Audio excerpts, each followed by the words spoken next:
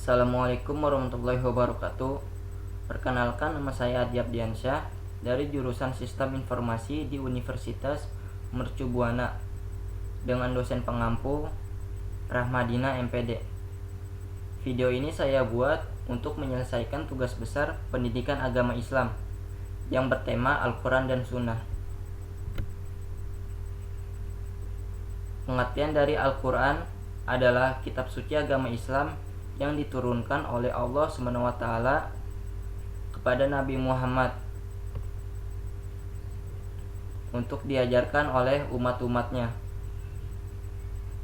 Adapun sunnah, pengertian sunnah adalah perkataan, perbuatan, dan penetapan Nabi Muhammad SAW yang merupakan penjelas terhadap Al-Quran. Jadi sunnah tersebut adalah perbuatan Nabi Muhammad SAW yang dijadikan pedoman bagi umat muslim. Latar belakang dari Al-Quran dan As-Sunnah. Pedoman hidup manusia yang mana manusia harus berpegang teguh pada keduanya supaya selamat dunia dan akhirat. Al-Quran sebagai pembina manusia guna mampu menjalankan fungsinya sebagai hamba Allah dan khalifah di muka bumi. Umat muslim percaya bahwa Al-Quran merupakan puncak dan penutup wahyu Allah yang diperuntukkan bagi manusia dan bagian dari rukun iman yang disampaikan kepada Nabi Muhammad SAW melalui perantara malaikat Jibril. Pengertian Al-Quran secara etimologis. Kata Al-Quran mengandung arti bacaan atau yang dibaca. Lafal Al-Quran berbentuk isim masdar dan makna isim maf'ul. Tulisan Al-Quran berbentuk Arab. Karakteristik Al-Quran. Yang pertama, lafaz dan maknanya datang dari Allah dan disampaikan kepada Nabi Muhammad SAW melalui malaikat Jibril dengan jalan wahyu. Nabi tidak boleh mengubah baik kalimat maupun pengertiannya selain dari menyampaikan seperti apa yang diterimanya. Yang kedua, Al-Quran diturunkan dengan lafaz dan gaya bahasa Arab.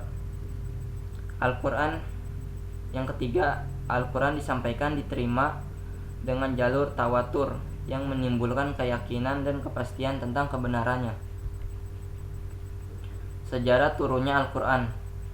Al-Quran diturunkan di Mekah, tepatnya di Gua Hiro pada tahun 6 Masehi dan berakhir di Madinah pada tahun 633 Masehi. Dalam jarak waktu kurang lebih 23 tahun. Wahyu yang diturunkan sebelum Hijriah disebut ayat Makkiyah yang merupakan 19/30 dari Al-Quran. Lebih tepatnya selama 22 tahun, 2 bulan, 22 hari. Mula-mula di Mekah, kemudian di Madinah.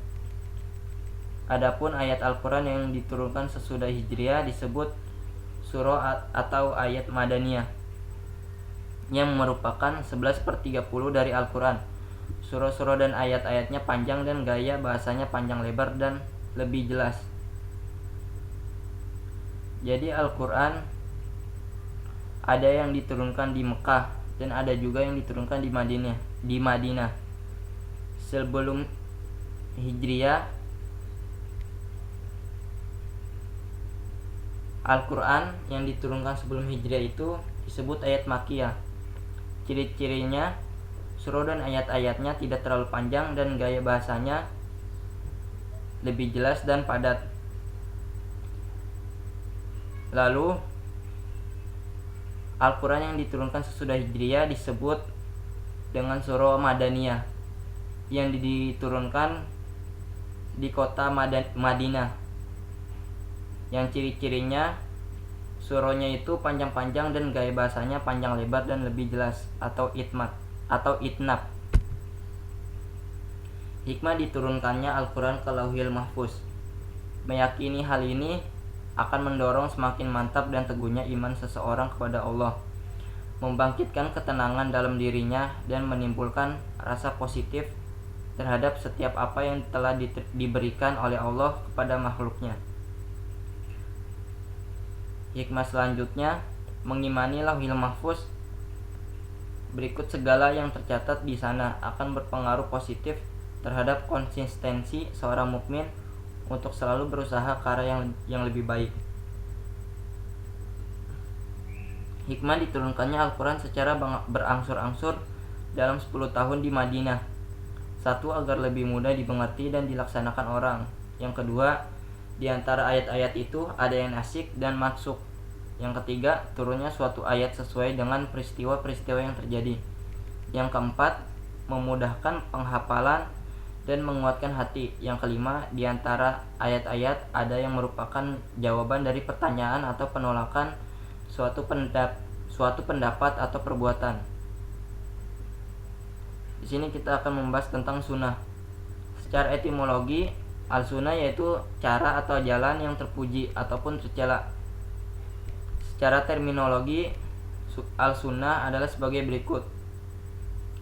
Menurut Profesor Dr. Suparman Usman, al-sunnah adalah perkataan, perbuatan, dan penetapan Nabi Muhammad SAW, merupakan penjelas terhadap Al-Quran.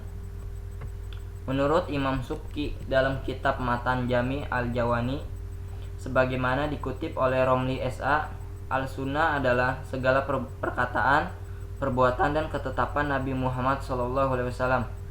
Menurut Abdul Wahab Khalaf, sebagaimana dikutip oleh Romli S.A., al-sunnah adalah sesuatu yang bersumber dari Rasulullah SAW, baik berupa perkataan, perbuatan, dan ketetapan.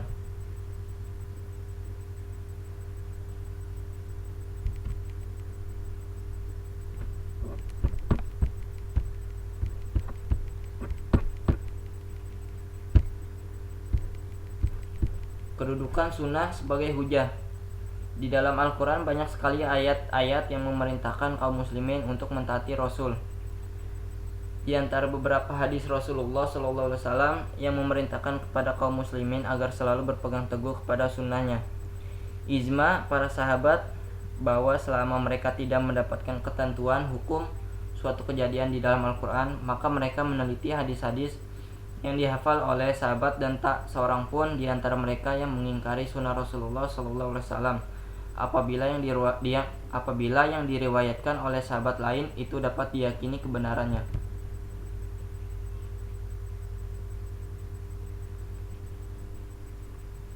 Macam-macam sunnah atau hadis ada 3. Yang pertama sunnah qauliyah, yang kedua fi'liyah, yang ketiga sunnah takririyah.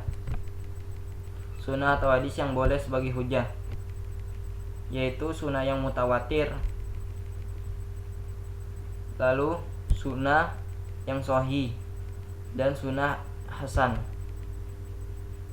Sejarah pembukuan hadis.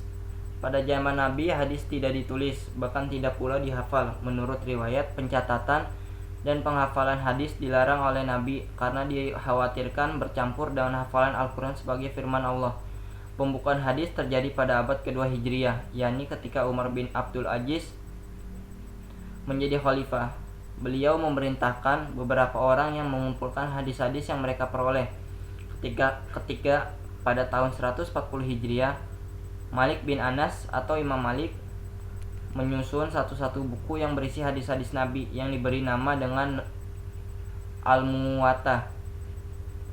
Pada abad ketiga Hijriah, terjadi pembukuan hadis secara besar-besaran oleh Al-Bukhari, Al-Muslim, Abu Dawud, An-Nasai, At-Tirmidzi, dan Ibnu Majah yang kita lihat banyak dipakai sekarang ini. Para sahabat sangat teliti dalam menerima suatu hadis yang dikatakan datang dari Nabi. Sekian, itulah pembahasan tentang Al-Quran dan Sunnah. Mohon maaf apabila ada kesalahan dan ucapan. Terima kasih. Wassalamualaikum warahmatullahi wabarakatuh.